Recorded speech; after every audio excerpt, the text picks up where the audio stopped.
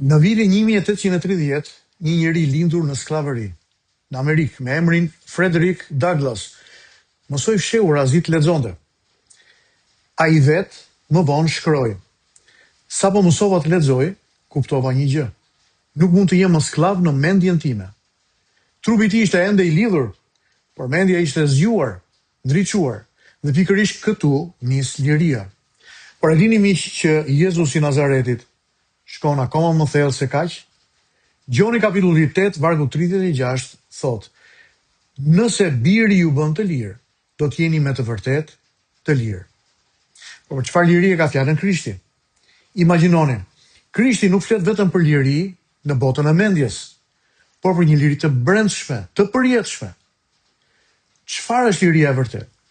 Është pikërisht ky varg, i cili na zbulon një deklarat të jashtëzakonshme, jo filozofike, por një realitet shpirtëror. Së pari më lejoni t'ju flas për iluzionin e lirisë njerëzore. Në këtë kontekst Jezusi po flet me njerëzit të cilët thonin: ne nuk kemi qenë kurrë sklavë të askujt.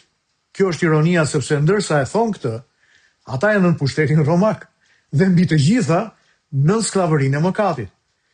Kjo është tragjedia e njeriu, mendon se është i lirë, por nuk i shikon zinxhirët e tij të brendshëm. Agustini Hipos do thoshte: liria e rreme është të bësh atë që ti dëshiron. Liria e vërtet është të duash atë që është e mirë. Sklavëria në formën më të thellë është sklavëria e mëkatit. Jezusi më parë kishte thënë: kushdo që bën mëkat është skllav i mëkatit. Kjo është më e rëndë se çdo lloj zinxhiri fizik. Varësi që nuk i kontrollon dot, mendime që të pushtojnë, dëshira që të drejtojnë. Njeriu mund të jetë i lirë së jashtëmi, të paktën kështu duket, por i robëruar dhe skllav në mendjen dhe në zemrën e tij. Sekreti i lirisë së premtuar nga Krishti është pikërisht ky. Dhe qëndron këtu. Nëse biri, pra Krishti, ju bën të lirë, vini re, jo nëse përpiqesh më shumë, jo nëse ti vetë përmirësohesh, por nëse birin, Krishtin, ti e lejon të bëj të lirë. Miq, liria nuk është arritje, por është një dhuratë, dhe ajo vjen vetëm nga një person, Jezu Krishti. Ai nuk na jep thjesht këshilla për të qenë të lirë. Ai thyen zinxhirët e sklavërisë tonë. Dhe deklarata e tij vjen akoma më thellë. Do të jeni me të vërtet të lirë. Ky është dimensioni absolut. Kjo është fjala më e fuqishme, me të vërtet të lirë.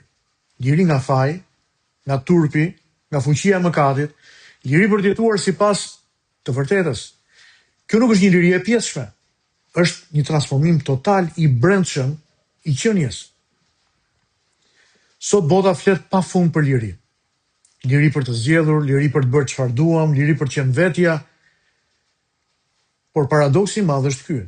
Kurrë nuk kemi qenë asnjëherë më të prangosur se në ditët tona dhe kurrë nuk kemi qenë më të varur, varësi nga teknologjia, varësi nga opinioni të tjerëve, varësi nga kënaqësia me njerëzme, varësi nga çdo gjë, sepse kemi ngatruar lirinë për të zgjedhur me lirinë për të qenë të lirë. Ndaj më lejoni t'ju jap 3 të vërteta të mëdha që dua të qëndrojnë tek ju. E vërteta e parë: prano zinxhirët që nuk duken. Mos e justifiko mëkatin. Identifiko atë që të mban të lidhur në pranga. Së dyti, mos kërko lirinë në vende të tjera. Vetë përmirësimi nuk çliron shpirtin, vetëm Krishti mund të çlirojë. Dhe së treti, afrohu te Krishti çdo ditë. Liria nuk është një moment i vetëm, por një marrëdhënie e vazhdueshme me Jezusin e Nazaretit. Ai është i gjallë. Dhe ai fton që të ketë një marrëdhënie me ty sot, ai të fton ty. Ejani tek unë ju gjithë të rënduar dhe të munduar dhe unë do t'ju jap shëllodhje. Një thirrje për çlirim, ndoshta një thirrje që ti je duke dëgjuar në botën tënde të mendimit ndërsa unë jam duke folur tani. Jezusi nuk t'jep një rrugë për t'u çliruar. Ai thotë që ai është vetë rruga. Ai është vetë liria. Dhe nëse ai të bën të lirë, nuk ka asnjë lloj zinxhiri që mund të mbajë më.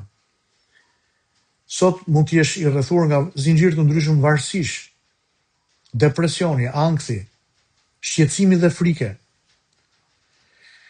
Sot mund të jesh rrethuar nga zinxhir që lidhin me ëndra, pritshmëri të cilat nuk janë realizuar asnjëherë. E kështu vjojmë udhëtimin ton njerëzor në një botë e cila na prangos çdo ditë e më shumë, sepse kemi zgjedhur që në këtë botë të vjojmë udhëtimin ton vetëm, pa Zotin. Miq, me këto të vërteta në zemër, le t'i lutemi Zotit së bashku. Zoti Jezus, ti je biri i Perëndisë që të çliron. E unë sot pranoj se shpesh kam jetuar në pranga, jo i lirë nga brenda. Më çliron nga frika që më kufizon dhe nga turpi që më lidh. Unë sot jetoj si njeri i lirë, jo sipas mishit botës karnale, por sipas fjalës tënde, sepse vetëm ti i bën njerëzit të lirë. Bekoj burra dhe gratë që po ndjekin sot, o Zot, dhe jepu hir, edhe nëpërmjet kësaj fjale që dëgjuan, komuniko të vërtetën që i bën të lirë.